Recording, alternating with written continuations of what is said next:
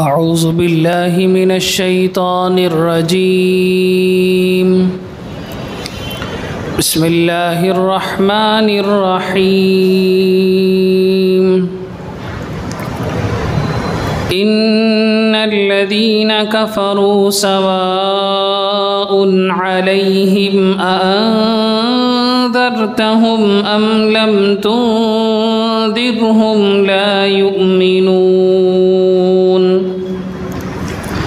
ختم اللہ علی قلوبہم وعلی سمعہم وعلى أبصارهم غشاوة ولهم عذاب عظيم صدق الله العظيم إن الحمد لله نحمده ونستعينه ونستغفره ونؤمن به ونتوكل عليه ونعوذ بالله من شرور أنفسنا ومن سيئات أعمالنا من يهده الله فلا مضل له ومن يضلل فلا هادي له ونشهد أن لا إله إلا الله وحده لا شريك له ونشهد أن سيدنا وسندنا ونبينا ومولانا محمدا عبده ورسوله أما بعد اللهم صل على سيدنا محمد وعلى آل سيدنا محمد وبارك وسلم عليه سب قسم کی تعریفیں، بڑائی، کبریائی، وحدانیت، فردیت صرف اور صرف اللہ وحدہ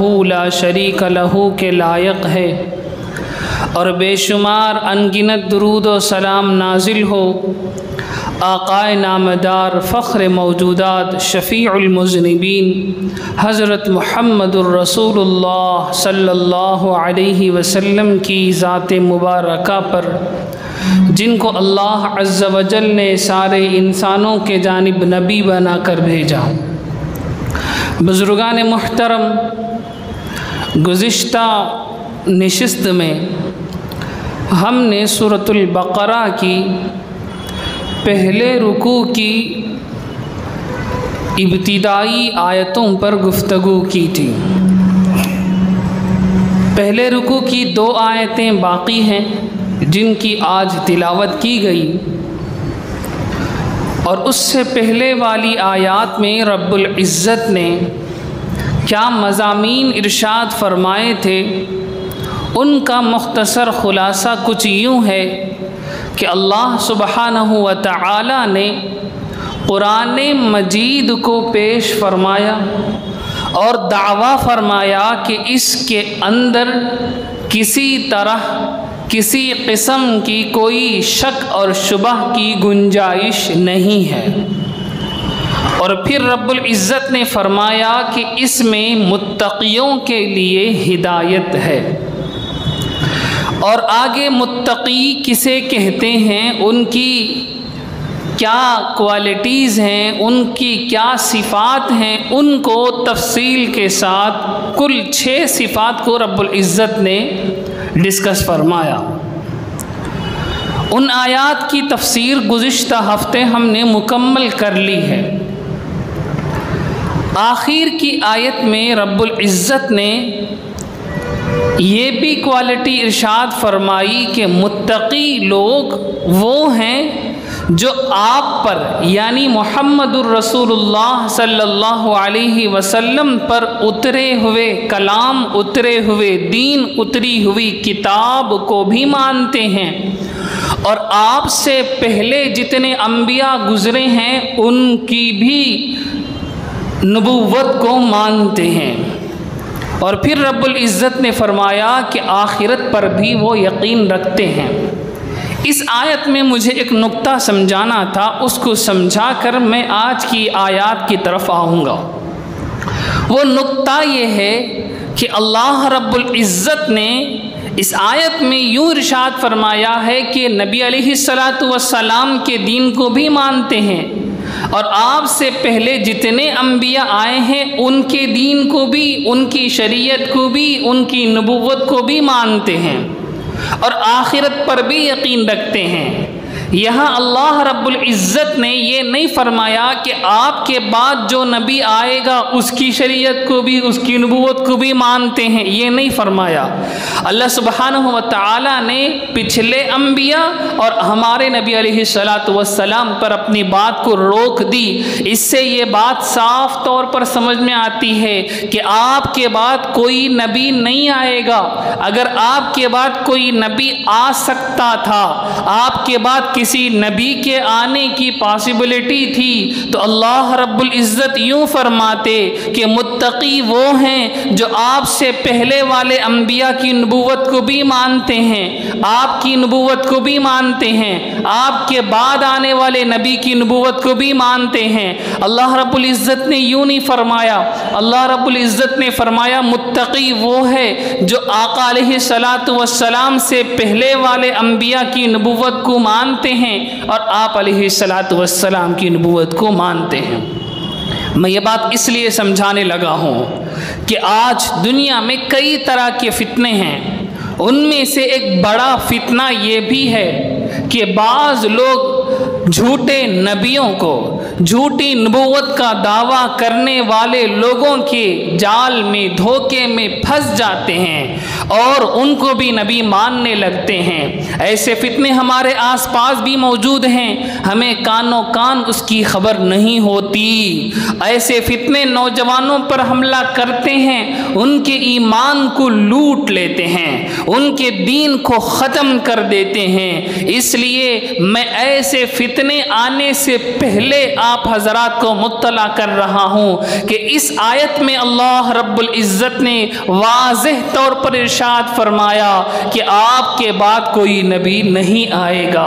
اگر کوئی نبوت کا دعویٰ کرتا ہے تو اس کا دعویٰ جھوٹا ہے، وہ کذاب ہے، وہ ملعون ہے، اس کی بات کو سننا بھی جائز نہیں، اس کی بات کو سننا بھی جائز نہیں۔ امام اعظم ابو حنیفہ رحمۃ اللہ علیہ فرمایا کرتے تھے، کتابوں میں ان کی طرف منسوب یہ قول لکھا گیا ہے کہ کوئی آدمی آ کر کہے کہ میں نبی ہوں، تو امام صاحب رحمۃ اللہ علیہ فرماتے ہیں کہ اس سے نبوت کی دلیل مانگنا بھی کفر ہے، اس سے نبوت کی دلیل مانگنا بھی کفر ہے۔ کہ کوئی آ کر کہے کہ میں نبی ہوں تو اس سے پوچھا جائے کہ تیرے نبی ہونے کی کیا دلیل ہے، یہ دلیل کا مطالبہ کرنا بھی کفر ہے، کیونکہ آقا علیہ السلام نے فرمایا میں خاتم النبیین ہوں، میں آخری نبی ہوں، میرے بعد کوئی نبی نہیں آئے گا۔ آقا علیہ السلام فرما چکے ہیں کہ آپ کے بعد کوئی نبی نہیں آئے گا۔ اگر کوئی آدمی نبوت کا دعویٰ کرتا ہے تو وہ جھوٹا ہے، اس سے دلیل مانگنا اللہ کے نبی علیہ السلام کی اس حدیث میں شک کرنے کے برابر ہے، اور یہ کفر ہے، اور یہ کفر ہے۔ تو میرے بھائیوں، اس مسئلے کو اچھی طرح سے اپنے دل و دماغ کے اندر اتار لیں کہ کوئی بھی شخص کسی بھی قسم کا نبی نہیں بن سکتا، نہ مکمل نبی بن سکتا، نہ آدھا نبی بن سکتا، نہ اصلی نبی بن سکتا، نہ ذلی نبی بن سکتا، کسی بھی طرح کا نبی نہیں بن سکتا۔ کیونکہ اگر کوئی نبی آ سکتا تو اللہ رب العزت اس آیت میں فرماتے کہ آپ کے بعد جو نبی آئیں گے ان پر بھی ایمان لانا۔ اللہ نے ایسا نہیں فرمایا تو معلوم ہوا آپ کے بعد کوئی نبی نہیں آئے گا۔ تو کل 6 کوالٹیز ہیں، یہ 6 کوالٹیز جس کے اندر ہیں، اللہ سبحانہ و تعالی فرماتے ہیں وہ متقی ہے، وہ متقی ہے۔ وہ 6 کوالٹیز میں اس سے پہلے والے نشست میں بیان کر چکا ہوں، یہاں دہراؤں گا نہیں۔ اور اگلی آیت میں اللہ فرماتے ہیں کہ جن کے اندر یہ تقوی والی صفت ہے، یعنی یہ 6 کوالٹیز موجود ہیں، یہی لوگ اپنے پروردگار کی طرف سے ہدایت پر ہیں، یہی لوگ کامیاب ہونے والے ہیں۔ اس کے بعد اس رکوع کی 2 آیتیں باقی رہ گئی ہیں جن کی تلاوت میں نے آج کی خطبے میں پڑھی ہے، تلاوت کی ہے۔ وہ آیتیں ہیں ان الذین کفروا سواء علیہم انذرتہم ام لم تنذرہم لا یؤمنون، بے شک وہ لوگ جنہوں نے کفر کیا، بے شک وہ لوگ جنہوں نے کفر کیا برابر ہے کہ آپ ان کو ڈرائیں یا نہ ڈرائیں وہ ایمان نہیں لائیں گے۔ ختم اللہ علی قلوبہم، کیوں ایمان نہیں لائیں گے؟ اللہ نے ان کے دلوں پر مہر لگا دی ہے، وعلی سمعہم، اور ان کے کانوں پر مہر لگا دی ہے، وعلی ابصارہم غشاوہ، اور ان کے آنکھوں پر پردہ ڈال دیا ہے، ولہم عذاب عظیم، اور ان کے لیے بہت بڑا عذاب ہے۔ ان آیتوں کا جوڑ پچھلی آیتوں سے کچھ یوں ہے کہ شروع میں اللہ رب العزت نے متقیوں کے بارے میں ارشاد فرمایا، اب آگے ان لوگوں کے بارے میں ارشاد فرماتے ہیں جنہوں نے اس تقوی والی صفت کو اپنے اندر نہیں اختیار کیا، وہ لوگ اصل میں کافر ہیں۔ یعنی جن کے اندر قرآن مجید کی بیان کی ہوئی وہ 6 کوالٹیز موجود نہیں ہیں، ان کے بارے میں قرآن کہتا ہے کہ یہ کافر ہیں۔ اب یہاں رک کر یہ بات سمجھیں کہ اللہ رب العزت کے دین کو جنہوں نے چوز نہیں کیا، اختیار نہیں کیا، ایکسیپٹ نہیں کیا، ان کو قرآن 2 حصوں میں بانٹتا ہے۔ ایک وہ لوگ جنہوں نے کھلم کھلا اللہ کے دین کا اپوز کیا، اللہ کے دین کو قبول نہیں کیا، سامنے آ کر انہوں نے کہا کہ اس دین کو ہم نہیں مانیں گے، ان کو قرآن کافر کے لفظ سے یاد کرتا ہے۔ اور بعض لوگ وہ ہیں جنہوں نے کھلم کھلا اسلام کا انکار نہیں کیا، اللہ کے نبی کی نبوت کا کھلم کھلا انکار نہیں کیا، اپنی بعض مفادات کو حاصل کرنے کے لیے، اپنے خواہشات کو حاصل کرنے کے لیے، مسلمانوں کو نقصان پہنچانے کے لیے انہوں نے سامنے اسلام کو قبول کر لیا اور اندر انہوں نے کفر پر اپنے آپ کو باقی رکھا۔ ان کو قرآن منافق کے لفظ سے یاد کرتا ہے۔ تو 2 طرح کے لوگ ہو گئے، ایک وہ لوگ جنہوں نے کفر کیا وہ کافر ہیں، اور ایک وہ لوگ جنہوں نے سامنے اسلام کو قبول کیا دل کے اندر کفر پر جمے رہے، یہ لوگ منافق ہیں۔ اس رکوع کے بعد تقریباً 15 آیتیں ہیں جن میں اللہ رب العزت نے شروع کی 2 آیتوں میں کافروں کا ذکر کیا ہے، اس کے بعد کی 13 آیتوں میں مستقلاً منافقین کا ذکر فرمایا ہے۔ تو آج جو 2 آیتیں پڑھی گئی ہیں ان میں کافرین کا ذکر ہے، اس کے بعد کی 13 آیتوں میں منافقین کا ذکر ہے۔ تو اب خلاصہ یہ ہے کہ سورۃ البقرہ کے شروع میں مؤمنین کا ذکر ہے، اور پھر 2 آیتوں میں کافرین کا ذکر ہے، اور اس کے بعد کی 13 آیتوں میں منافقین کا ذکر ہے۔ اس طرح سے مکمل سورۃ البقرہ کی 2 رکوع مکمل ہو جاتے ہیں۔ یہ خاکہ ہم اپنے ذہن میں رکھیں، اس لیے کہ قرآن مجید ایک جوڑ کے ساتھ، ایک ربط کے ساتھ چلتا ہے۔ یعنی ہم اس خاکے کو اپنے ذہن میں نہیں رکھیں گے تو ایسا لگے گا کہ قرآن مجید الگ الگ مضمون کو، الگ الگ باتوں کو جیسے مناسب سمجھتا ہے بیان کر دیتا ہے، ویسا نہیں ہے۔ علماء نے اس پر بہت کام کیا ہے، ربط بین الآیات، آیتوں کے درمیان کے جوڑ کو علماء نے بہت محنت کر کے کھول کھول کر بیان فرمایا ہے۔ تو میں نے جو نقشہ آپ کے سامنے ان 2 رکوعات کا رکھا ہے، اس کا خلاصہ کچھ یوں ہے کہ اللہ سبحانہ و تعالی نے انسانوں کے 2 طرح کی قسمیں فرمائی ہیں۔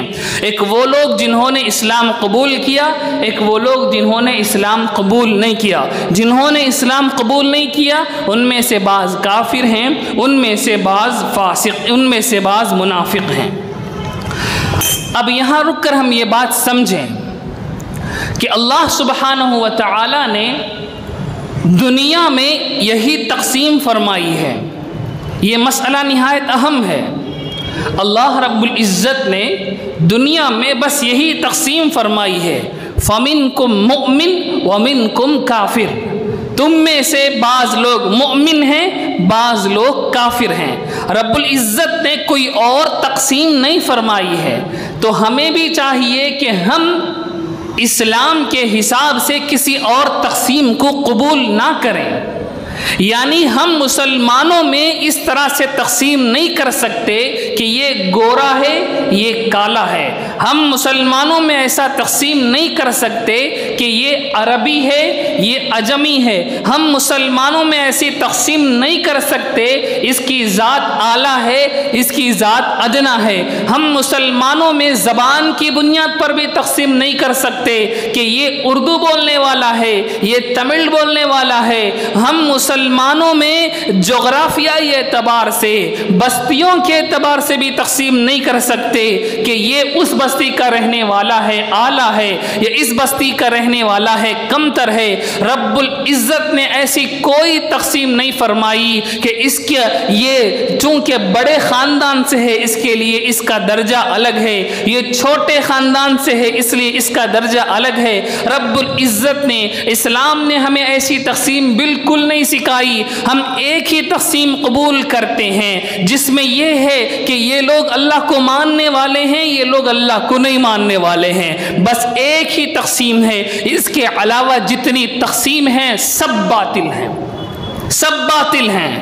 یہاں کوئی اعلیٰ نہیں یہاں کوئی ادنا نہیں یہاں کوئی اچھا نہیں یہاں کوئی خراب نہیں. اگر تقسیم کر سکتے ہیں تو صرف اس بنیاد پر تقسیم کر سکتے ہیں کہ یہ مومن ہے یہ کافر ہے یہ مومن ہے یہ کافر ہے. اب مومنوں کے درمیان اور کوئی تقسیم نہیں چلے گی. ہاں تقسیم ہو سکتی ہے تو تقوی کی بنیاد پر تقسیم ہو سکتی ہے. قرآن کہتا ہے ان اکرمکم عند اللہ اتقاکم تم میں بہتر وہ ہے جو تقوی میں سب سے زیادہ ہو. میرے بھائیوں میں اس لیے اس مسئلے کو سمجھانے لگا ہوں کہ آج مسلمانوں کے اندر بھی غیروں کی دیکھا دیکھی یہ نحوست جنم لے رہی ہے کہ ہم زبان کی بنیاد پر الگ الگ کرتے ہیں ہم ذات کی بنیاد پر الگ الگ کرنا شروع کر چکے ہیں. ہم خاندانوں اور قبیلے کی بنیاد پر ایک مسلمان کو دوسرے مسلمان سے الگ دیکھنے لگ گئے ہیں. یہ اسلام اس کی قطعاً اجازت نہیں دیتا. اسلام کی تعلیمات میں یہ کہیں نہیں لکھا ہے. اللہ کے نبی علیہ السلام نے بڑی وضاحت کے ساتھ اس بات کو سمجھایا ہے کہ کسی عربی کو کسی عجمی پر کوئی فضیلت نہیں کسی گورے کو کسی کالے پر کوئی فضیلت نہیں. فضیلت ہے تو وہ تقوی کی بنیاد پر ہے فضیلت ہے تو وہ تقوی کی بنیاد پر ہے. اسی لیے ہم زبانوں کی بنیاد پر جو سیاست چلتی ہے اس کے خلاف جائیں گے اور خاندانوں قبیلوں کی بنیاد پر جو خلافت چلے گی جو سیاست چلے گی ہم اس کے خلاف جائیں گے. کیونکہ اسلام نے ہمیں زبانوں کی بنیاد پر بھید بھاؤ کرنا نہیں سکھلایا صوبوں کی بنیاد پر بھید بھاؤ کرنا نہیں سکھلایا کہ یہ تمل ناڈو کا رہنے والا ہے یہ دوسرے صوبے کا رہنے والا ہے یہ فلانے صوبے کا رہنے والا ہے اس لیے نچلا ہے اس لیے ذلیل ہے. نہ اسلام نے ایسی کوئی تعلیم ہمیں نہیں دی. اسلام نے تعلیم دی ہے اسلام اور کفر کی اسلام اور کفر کی اسلام اور کفر کی. اس کے علاوہ اور کوئی تقسیم قابل قبول نہیں ہے. قرآن مجید صاف انداز میں کہتا ہے کہ تم میں سے بعض لوگ وہ ہیں جو متقیوں والی صفت کو اختیار کر چکے ہیں بعض لوگ وہ ہیں جنہوں نے کفر کر رکھا ہے. اس کے علاوہ اور کوئی تقسیم نہیں اس کے علاوہ اور کوئی تقسیم نہیں. آج المیہ یہاں تک ہے کہ زبان کی بنیاد پر ہم ایسے جملے ہیں میں زبان پر ان جملوں کو نہیں لا سکتا ہم استعمال کرتے ہیں ایسے الفاظ کو ایسے اشارات کو ایسے کنایات کو جس سے ایک مومن بھائی کو ذلیل کرنا مقصود ہوتا ہے ایک مومن بھائی کو نیچا دکھانا مقصود ہوتا ہے ایک مومن بھائی کے آبرو پر حملہ کرنا مقصود ہوتا ہے. ایسی تقسیم کو ہم آج ہی سے ترک کر دیں. یہ اسلامی تقسیم نہیں ہے یہ اسلامی تہذیب نہیں ہے یہ اسلام کی تعلیمات نہیں ہے. سارے مسلمان برابر ہیں. اگر کوئی آگے بڑھنا چاہے تو اس کے لیے راستہ کھلا ہے کہ وہ تقوی پر محنت کرے وہ تقوی پر محنت کرے وہ متقی بن جائے وہ امام بنایا جا سکتا ہے وہ مسجد کا اعلیٰ ذمہ دار بنایا جا سکتا ہے اس کی اقتداء کی جائے گی اس کی پیروی کی جائے گی. آقا علیہ السلام نے امام کے بارے میں یہاں تک فرمایا امیر المؤمنین اگر حبشی غلام بھی بنا دیا جائے تم اس کی اتباع کرو تم اس کی پیروی کرو. کالا کلوٹا غلام ہے کالا کلوٹا غلام کو بھی اگر امیر المؤمنین المومنین بنا دیا جائے تو تم اس کی اقتداء کرو، اس کی اتباع کرو۔ تو میرے بھائیوں، ہم اپنے معاشرے کا جائزہ لیں اور اس مسئلے کو ختم کرنے کی کوشش کریں۔ اب آگے اللہ فرماتے ہیں کہ جنہوں نے کفر کیا ہے ان کو آپ ڈرائیں نہ ڈرائیں، وہ لوگ ایمان نہیں لائیں گے۔ کیوں ایمان نہیں لائیں گے؟ اللہ فرماتے ہیں ختم اللہ علی قلوبہم وعلی سمعہم، اللہ رب العزت نے ان کے دلوں پر اور ان کے کانوں پر مہر لگا دی ہے، مہر لگا دی ہے۔ اب وہ ایمان کو قبول نہیں کریں گے اور ان کے آنکھوں پر پردہ ڈال دیا گیا ہے۔ اور یہ اللہ رب العزت کی سنت ہے، اللہ رب العزت کا طریقہ ہے کہ جو ضد کرتا ہے، جو ہٹ دھرمی کرتا ہے، جو حق کو جاننے کی کوشش نہیں کرتا ہے، اس پر حق کے دروازے نہیں کھلتے ہیں، اس پر حق کے دروازے نہیں کھلتے ہیں۔ حق کو جاننے کے لیے سب سے پہلے دل کے اندر تڑپ آنا چاہیے، دل کے اندر تڑپ اور لگن آنا چاہیے، تبھی اللہ رب العزت حق کے لیے راستہ کھولتے ہیں۔ یہی وجہ ہے کہ کتنے کافر دنیا میں موجود ہیں جو قرآن پڑھتے ہیں اور صرف پڑھتے نہیں سمجھتے ہیں، صرف سمجھتے نہیں، قرآن پر انہوں نے کام کیا ہے، قرآن کے اوپر انہوں نے تحقیقات کی ہیں، قرآن کی تفسیروں کے اوپر انہوں نے کام کیا ہے۔ ایسے کئی کفار ہیں لیکن ان کو اسلام نہیں ملا، ان کو اسلام نصیب نہیں ہوا، کیونکہ انہوں نے حق جاننے کی نیت سے، حق حاصل کرنے کی نیت سے انہوں نے قرآن پر محنت نہیں کی، وہ ضدی تھے، وہ ہٹ دھرمی تھے، اس لیے یہ قرآن ان کو ہدایت نہیں دے سکا۔ اللہ فرماتے ہیں کہ جو لوگ کفر پر اڑ چکے ہیں ان کو آپ ہدایت نہیں دے سکتے، کیونکہ ان کے دلوں پر، ان کے کانوں پر مہر سیل لگ گئی ہے، ان کی آنکھوں پر پردہ ڈال دیا گیا ہے۔ اب یہاں یہ مسئلہ سمجھیں، کفر کسے کہتے ہیں؟ کفر کسے کہتے ہیں؟ کفر کے لٹرلی میننگ ہے چھپانا، چھپانا، کسی بھی چیز کو چھپائیں تو اسے عربی کے حساب سے کفر کہہ سکتے ہیں۔ چنانچہ قرآن مجید میں کسانوں کو، کھیتی باڑی کرنے والوں کو کفار کے لفظ سے یاد فرمایا گیا ہے، کفار، کیونکہ وہ بھی بیج کو زمین میں چھپا دیتے ہیں درخت اگانے کے لیے۔ تو کفر کے اصل معنی ہیں چھپانا، اسی لیے ناشکرے کو عربی میں کافر کہہ سکتے ہیں، کیونکہ وہ احسان کرنے والے کے احسان کو چھپاتا ہے، ناشکری کرتا ہے۔ اور شریعت کے حساب سے کفر کے معنی ہیں، اللہ کے نبی علیہ السلام نے جتنی باتیں اللہ کی طرف سے بیان فرمائی ہیں ان میں سے کسی ایک بات کا بھی انکار کرنا یہ کفر ہے۔ اللہ کے نبی علیہ السلام نے اللہ کی طرف سے جتنی باتیں ہمیں بتلائی ہیں ان میں سے کسی ایک بات کا انکار کرنا کفر ہے۔ کوئی آدمی نماز پڑھتا ہے، روزے رکھتا ہے،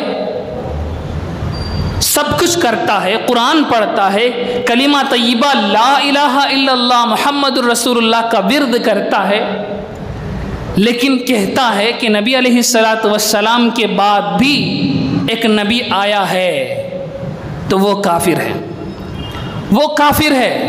اس کی نماز کو نہیں دیکھا جائے گا، اس کی تہجد کو نہیں دیکھا جائے گا، اس کی داڑھی کو نہیں دیکھا جائے گا، اس کے قرآن پڑھنے کو نہیں دیکھا جائے گا، دین کے لیے اس نے محنتیں کی ہوں ان محنتوں کو بھی نہیں دیکھا جائے گا۔ پوری امت کہے گی کہ یہ کافر ہے۔ کیوں؟ کیونکہ اس نے اللہ کے نبی علیہ السلام کے لائے ہوئے دین میں سے ایک چیز کا انکار کیا ہے، ایک چیز کا انکار کیا۔ اسی لیے علماء نے لکھا ہے کہ اگر کوئی آدمی داڑھی نہیں رکھتا ہے تو اسے گناہ ملے گا، لیکن اگر کوئی داڑھی کا انکار کرتا ہے کہ داڑھی رکھنا نہیں چاہیے تو پھر اس پر کفر کا خوف ہے۔ کوئی آدمی ظہر کی نماز نہیں پڑھتا ہے تو اسے نماز چھوڑنے کا گناہ ملے گا، وہ کافر نہیں ہوگا، لیکن اگر کوئی کہے کہ ظہر کی نماز ہی نہیں ہے تو وہ کافر ہو جائے گا، وہ کافر ہو جائے گا، کیونکہ اس نے اللہ کے نبی علیہ السلام کے لائے ہوئے دین کے ایک حصے کا انکار کیا ہے۔ کوئی آدمی قرآن پڑھتا ہی نہیں ہے، اسے نہ پڑھنے کا گناہ ملے گا، لیکن کوئی کہے کہ قرآن کی یہ آیت قرآن میں ہے ہی نہیں تو وہ کافر ہو جائے گا۔ ایک آیت کا انکار کوئی کر دے تو وہ کافر ہو جائے گا، کیونکہ اس نے اللہ کے نبی علیہ السلام کے لائے ہوئے دین کے ایک حصے کا انکار کیا ہے۔ تو یہ مطلب ہے کفر کا۔ تو علماء جب کفر کا فتویٰ کسی پر لگاتے ہیں تو اس کا مطلب یہی ہے کہ اس نے اللہ کے نبی علیہ السلام کے لائے ہوئے دین میں سے 99% 99% کو مان لیا ہے، لیکن 1% کا انکار کیا ہے، اس لیے وہ کافر کہلائے گا۔ اس کے بعد لفظ آیا ہے اس میں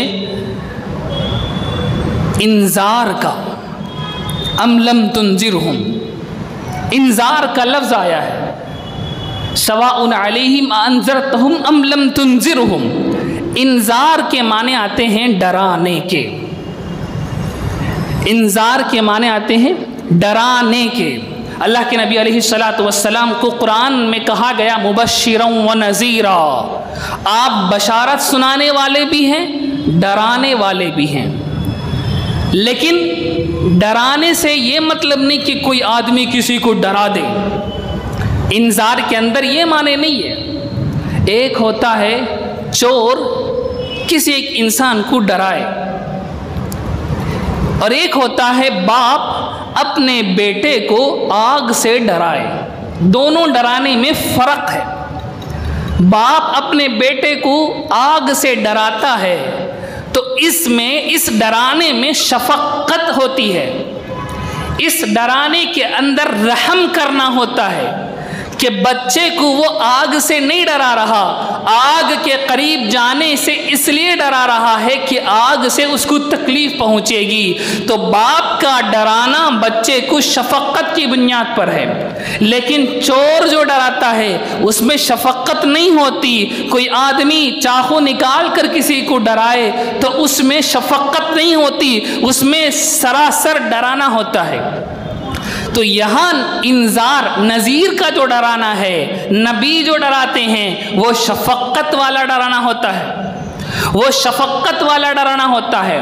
تو انبیاء جتنے لوگوں کو ڈراتے ہیں وہ جہنم سے شفقت کے طور پر ڈراتے ہیں۔ تو ہم مطلق کہہ دیتے ہیں کہ نبی بشارت سنانے کے لیے آئے ہیں اور ڈرانے کے لیے آئے ہیں، تو ڈرانے میں فرق ہے۔ خوف آتا ہے ایک لفظ جس کے معنی بھی ڈرنے ڈرانے کے ہیں، اور ایک ہوتا ہے انذار، اس کے معنی بھی ڈرنے ڈرانے کے ہیں، لیکن ان کے درمیان اس طرح فرق ہے کہ انذار کے اندر شفقت کے ساتھ ڈرانے کا مفہوم ہوتا ہے۔ اسی لیے کہا جاتا ہے کہ ایک مومن اگر کسی مومن کو دین کی تبلیغ کرتا ہے، دین کی دعوت دیتا ہے، تو اسے اسی انداز سے ڈرانا چاہیے جس انداز سے نبی پاک صلی اللہ علیہ وسلم ڈرایا کرتے تھے۔ نبی پاک صلی اللہ علیہ وسلم کو نذیر جو بنا کر بھیجا گیا ہے، اس کے معنی یہی ہیں کہ وہ اس ڈرانے کے اندر شفقت ہوتی ہے۔ گویا کہ اس آیت میں اللہ سبحانہ و تعالی نبی پاک صلی اللہ علیہ وسلم کو تسلی دے رہے ہیں کہ اے نبی، آپ ان کافروں کے بارے میں فکر مند ہیں کہ یہ کافر ایمان نہیں لا رہے، یہ کافر اسلام قبول نہیں کر رہے۔ اللہ سبحانہ و تعالی آقا علیہ السلام کو تسلی دے رہے ہیں کہ آپ ان کے بارے میں فکر نہ کریں، آپ ان کے بارے میں غمگین نہ ہوں، آپ ان کو ڈرائیں نہ ڈرائیں، یہ ایمان نہیں لائیں گے، کیونکہ یہ لوگ ضدی ہیں، یہ لوگ ہٹ دھرم ہیں، ان لوگوں کے اندر حسد ہے، ان لوگوں کے اندر آپ سے جلن ہے۔ اس کی وجہ سے ہم نے ان کے دلوں کے اوپر مہر لگا دی، ان کے کانوں کے اوپر مہر لگا دی ہے، ان کی آنکھوں کے سامنے ہم نے پردہ ڈال دیا ہے۔ یہاں سے یہ بات معلوم ہوتی ہے کہ نبی کسی کو ہدایت نہیں دے سکتے، نبی کسی کو ہدایت نہیں دے سکتے، ہدایت کا کام اللہ کا ہے، ہدایت کا کام اللہ کا ہے، اللہ جس کو چاہے اسی کو ہدایت ملے گی، اللہ جسے نہ چاہے اس کو ہدایت نہیں ملے گی۔ قرآن کہتا ہے انک لا تہدی من احببت ولکن اللہ یہدی من یشاء، اے نبی آپ جس سے محبت کرتے ہیں، جسے چاہتے ہیں، ان کو ہدایت آپ نہیں دے سکتے، ہدایت اللہ جسے چاہتے ہیں اس کو ہدایت ملتی ہے۔ تو اللہ کے نبی علیہ السلام کو تکلیف ہو رہی ہے کہ یہ کافر ایمان کیوں نہیں لا رہے، اللہ سبحانہ و تعالی تسلی دے رہے ہیں کہ یہ لوگ ایمان نہیں لائیں گے کیونکہ ہم نے ان کے دلوں پر مہر لگا دی ہے، ان کے کانوں پر مہر لگا دی ہے، ان کی آنکھوں کے سامنے پردہ ڈال دیا ہے۔ اب یہاں ایک نکتہ مفسرین نے لکھا ہے کہ کان پر اللہ نے مہر سیل فرمایا ہے، دل پر اللہ نے سیل فرمایا ہے، لیکن آنکھوں کے بارے میں جب بات آتی ہے تو اللہ یہ نہیں فرماتے ہم نے ان کی آنکھوں پر سیل فرما دیا ہے، اللہ یہ فرماتے ہیں ہم نے ان کی آنکھوں پر پردہ ڈال دیا ہے۔ فرق کیوں فرمایا؟ دل اور کان پر اللہ نے سیل لگا دی ہے، مہر لگا دی ہے کہ اب اس کے اندر حق کی بات نہیں جائے گی، اب اس کے اندر حق کی بات کا کچھ اثر نہیں ہوگا۔ لیکن آنکھوں پر اللہ نے سیل نہیں ڈالا، کافروں کے آنکھوں پر پردہ ڈال دیا ہے۔ مفسرین نے بڑی پیاری بات لکھی ہے، وجہ یہ ہے کہ قلب پر، دل پر اللہ نے سیل اس لیے فرمایا ہے کہ دل میں جو باتیں آتی ہیں وہ چاروں طرف سے آتی ہیں، ہر طرف سے آتی ہیں، اور کان میں بھی جو بات اترتی ہے وہ ہر طرف سے اترتی ہے۔ اس لیے اللہ نے ان کے کانوں اور ان کے دلوں پر مہر لگا دی، سیل لگا دی۔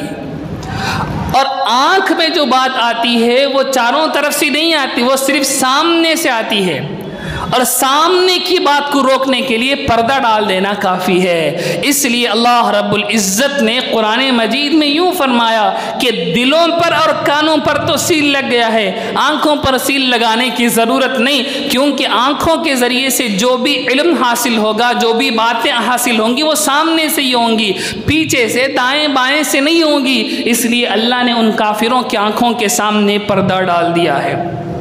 اب یہاں سوال یہ پیدا ہوگا کہ اللہ قرآن میں فرماتے ہیں کہ اس قرآن سے ہدایت صرف متقیوں کو ہوگی، متقیوں کو ملے گی، اور یہاں یہ فرما رہے ہیں کہ کافروں کو اللہ نے سیل لگا دیا ہے، ان کو ہدایت نہیں ملے گی۔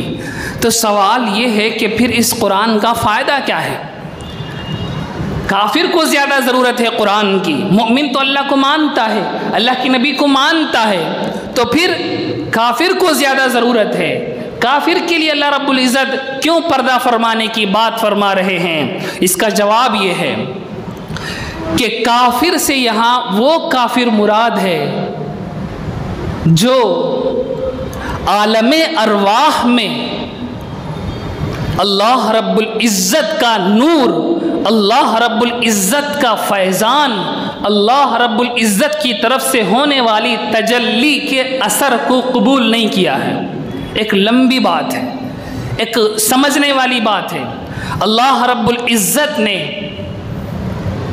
جب عالم ارواح میں لوگوں کو، سارے انسانوں کو آدم علیہ السلام کی پشت سے نکالا تھا، تو اللہ رب العزت نے اپنا فیضان ان سارے لوگوں پر فرمایا تھا۔ ان میں سے بعض لوگ وہ تھے جنہوں نے اللہ کے فیضان کو ایکسیپٹ کیا اور وہ چمکے، اور بعض لوگ وہ ہیں جنہوں نے اللہ رب العزت کے فیضان کو ایکسیپٹ ہی نہیں کیا۔ تو جو لوگ عالم ارواح میں اللہ رب العزت کے فیضان کو لے کر چمک گئے وہ لوگ مومن کہلائے، وہ لوگ اس دنیا میں آئے تو ان کو ایمان کی دولت نصیب ہوئی۔ وہ اگر کافر ہو کر اس دنیا میں آئے ہیں، کافروں کے گھر میں پیدا ہوئے ہیں، تو بھی ان کو اسلام کی طرف کسی نہ کسی طرح رغبت ہو جاتی ہے اور وہ اسلام قبول کر لیتے ہیں۔ صحابہ کرام رضوان اللہ تعالی علیہم اجمعین کو ہم دیکھتے ہیں، اکثر صحابہ کافر تھے، اکثر صحابہ کافر تھے، کفر کی حالت میں اس دنیا میں زندگی گزار رہے تھے، لیکن نبوت کی روشنی پڑی تو وہ لوگ اصل میں عالم ارواح میں چمک گئے تھے، عالم ارواح میں چمک گئے تھے۔ دنیا میں ان کی اس نور پر دنیا کی گندگی پڑی ہوئی تھی، گرد و غبار پڑا ہوا تھا، نبوت کی روشنی ان پر پڑتی ہے تو وہ پھر سے چمک جاتے ہیں، ایمان لاتے ہیں۔ اور جو لوگ عالم ارواح میں چمک نہیں سکے، ان کی فطرت چمکنے کی نہیں تھی، وہ لوگ اللہ کے فیضان کو لے نہیں پائے، تو وہ لوگ اس دنیا میں آ کر بھی کافر ہیں، وہ لوگ اس دنیا میں آ کر بھی کافر رہیں گے اور کفر کی حالت میں ہی اس دنیا سے جائیں گے۔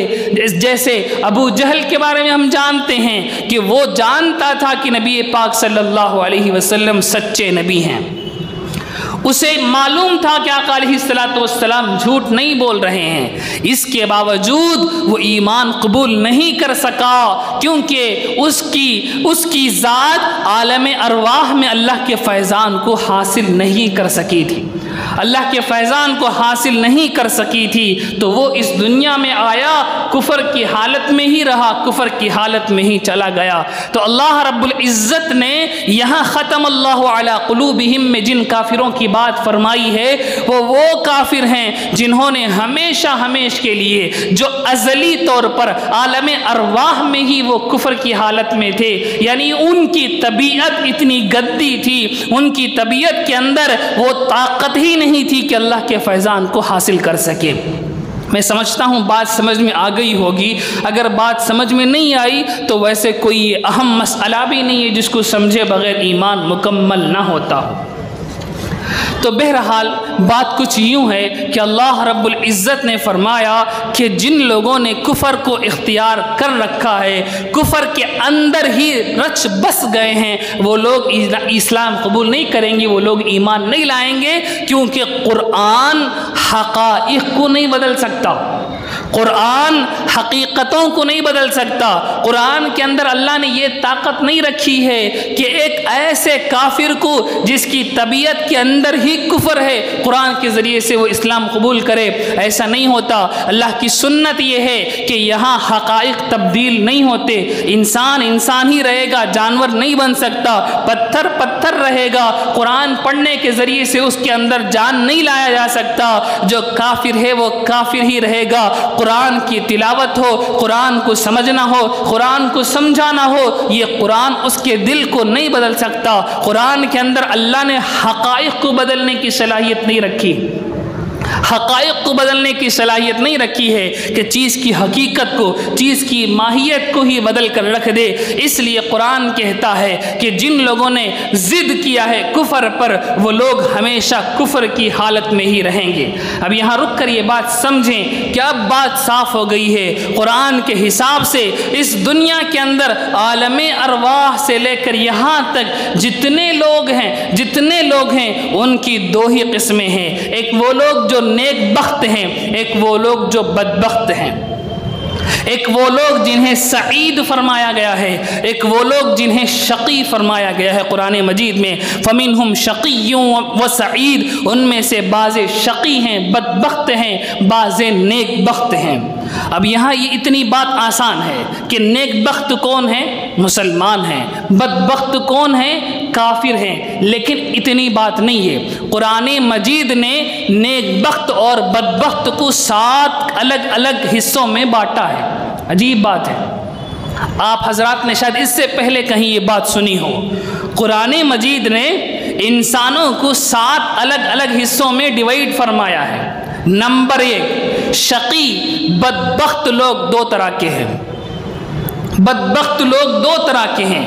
نمبر 1، مطرود، جنہیں فرمایا گیا ہے دھتکارے ہوئے، یعنی وہ لوگ جن کے اندر بہیمیت کی صفت ہے، جن کے اندر جانوروں والی صفت ہے، وہ لوگ دیکھنے میں انسان کی طرح ہیں، حقیقت میں وہ جانور ہیں، حقیقت میں وہ لوگ جانوروں سے بدتر ہیں۔ قرآن مجید ان کو فرمایا کہ بل ہم ازل، وہ لوگ جانوروں سے گئے گزرے ہیں، یہ ازلی اعلیٰ درجے کے کافر ہیں، یہ اعلیٰ درجے کے کافر ہیں۔ قرآن مجید انہی کے بارے میں فرماتا ہے کہ آپ ان کو ڈرائیں نہ ڈرائیں، وہ لوگ ایمان نہیں لائیں گے، وہ لوگ ایمان نہیں لائیں گے، ان کے دلوں پر ان کے کانوں پر پردہ پڑ گیا ہے۔ نمبر 2، وہ لوگ جنہوں نے نفاق کیا ہے، منافقین، یعنی ان کے اندر اللہ کا نور پڑا تھا عالم ارواح میں، ہلکا سا چمکے تھے وہ لوگ، لیکن ان کی نفسانی خواہشات، دنیا کی خواہشات ان کے اس نور کو ختم کر دیا، دبا دیا۔ یہی ہوا تھا۔ منافقین کا مطلب کیا ہے؟ انہوں نے اسلام قبول کیا اور پھر اندر سے کفر پر جمے رہے، تو تھوڑی دیر کے لیے نور ان کا چمکا، پھر وہ نور ختم ہو گیا۔ ایک یہ لوگ ہیں۔ نمبر 2، نمبر 1 وہ لوگ جن کے اوپر اللہ کا فیضان ہوا ہی نہیں، اللہ کے نور کو انہوں نے ایکسیپٹ ہی نہیں کیا۔ نمبر 2 وہ لوگ جنہوں نے ایکسیپٹ کیا لیکن وہ نور پھر سے ختم ہو گیا، وہ نور پھر مدھم پڑ گیا۔ یہ دوسری طرح کے لوگ ہیں۔ اس کے بعد جو نیک بخت ہیں ان کی بھی 2 قسمیں ہیں، قرآن مجید کہتا ہے، ایک مقربین اور سابقین۔ سورۃ الواقعہ میں اللہ رب العزت نے ان کا ذکر فرمایا ہے، السابقون السابقون۔ نمبر 2 اصحاب المیمنہ، اصحاب الیمین بھی ان کو فرمایا ہے، سورۃ الواقعہ کے اندر اللہ رب العزت نے ان کا بھی ذکر فرمایا ہے۔